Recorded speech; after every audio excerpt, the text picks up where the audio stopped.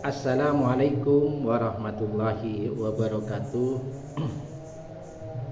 Bapak Ibu yang saya hormati, alhamdulillah kita berjumpa kembali dalam kajian subuh Yayasan Pendidikan Assalam Jalan Merpati nomor 4 Sampang Madura. Hari ini Ahad 17 Mei 2026.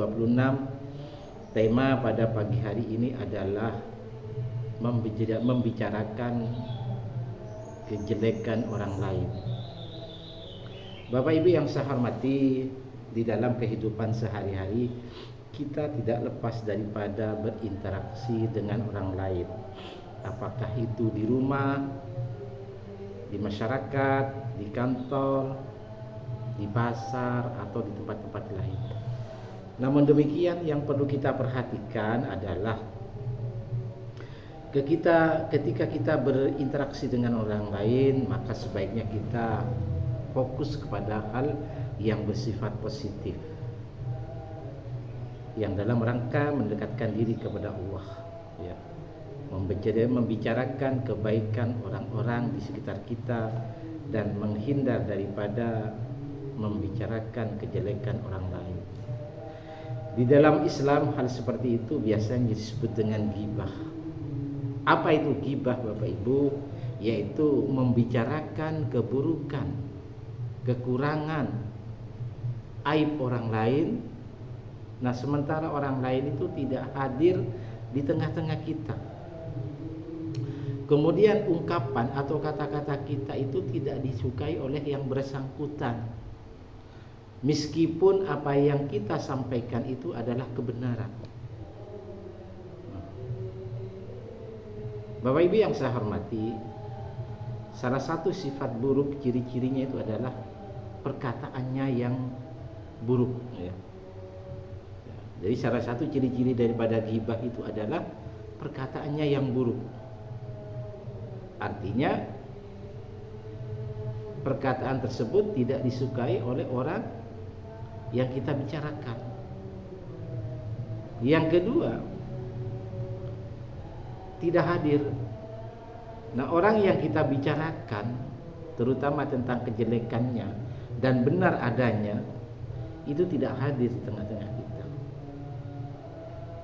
Yang berikutnya, apa yang kita bicarakan adalah memang benar adanya dan bukan merupakan kebohongan. Namun demikian, karena hal itu adalah aib orang lain, maka tidak sepantasnya kita itu membukanya, walaupun hal itu memang benar adanya.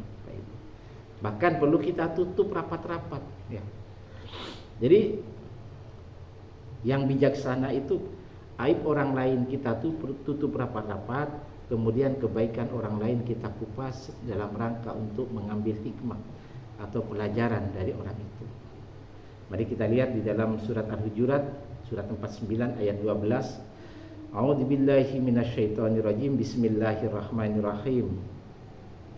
Ya ayyuhalladzina amanu ja'tanibu katsiran minadh-dhanni inna ba'dadh-dhanni ismun.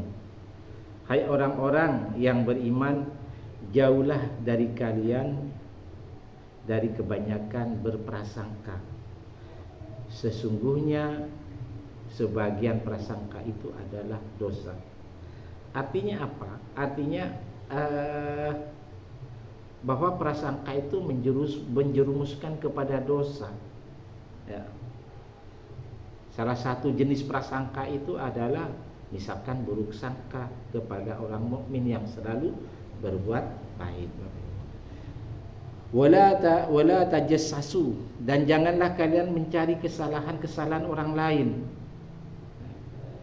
Jadi Al-Quran itu meminta kita jangan membuka aurat orang lain, jangan membuka aib orang lain dengan cara menyelidiki, dengan cara mencari-cari kesalahan orang tersebut. Ini tidak boleh. Wala yaghtab ba'dukum ba'dan, dan janganlah sebagian kalian menggunjing sebagian yang lain. Artinya apa? Artinya janganlah kamu menggunjing dia dengan sesuatu yang tidak disukai. sekalipun itu benar adanya. Jadi walaupun itu fakta benar adanya dan itu adalah aib orang itu, maka kita tidak berhak untuk membicarakan kejelekannya. Ayuhibbu ahadukum ayyakula lahma akhihi maitan. Sukakah salah seorang di antara kalian memakan daging saudaranya yang sudah mati? Tentunya hal itu tidak layak untuk dilakukan. Artinya kita merasa jijik, Bapak. Maka oleh sebab itu hal-hal yang sifatnya ghibah, hal-hal yang sifatnya menggunjing tidak kita lakukan. Kita tutup rapat-rapat. Andai kata ada orang yang membicarakan kejelekan orang lain sama kita, maka kita tutup, tidak usah diteruskan.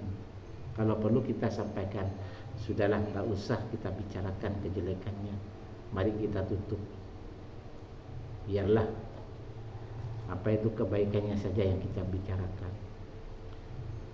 Wa karihtumuhu, maka tentulah kalian merasa jijik kepadanya. Ya, oleh karena itu sebaiknya kita jangan lakukan hal itu. Wattaqullah, dan bertakwalah kepada Allah, yakni takut kepada Allah akan azabnya bila kita hendak menggunjing orang lain, ada perasaan takut, maka segeralah kita bertaubat kepada Allah dari perbuatan itu, dari perbuatan ghibah. Innallaha tawwabur rahim, sesungguhnya Allah penerima taubat lagi Maha Penyayang. Jadi Bapak Ibu, kita tidak boleh menggunjing, tidak boleh membicarakan kejelekan orang lain, ya. Kita tidak boleh ghibah, ya.